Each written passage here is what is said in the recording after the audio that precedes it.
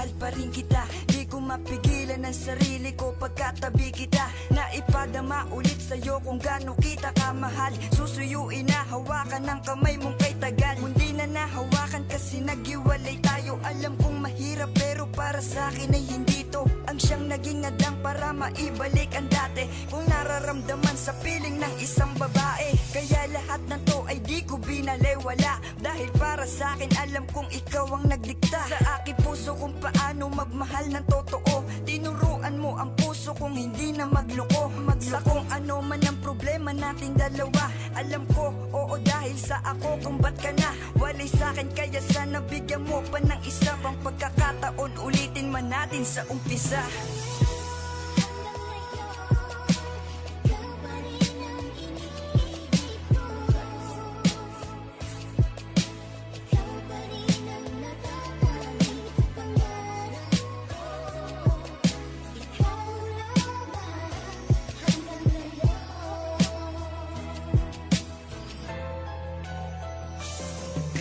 Matapos ang lahat, meron akong nabalitaan. Meron ka na palang iba na di ko nalalaman.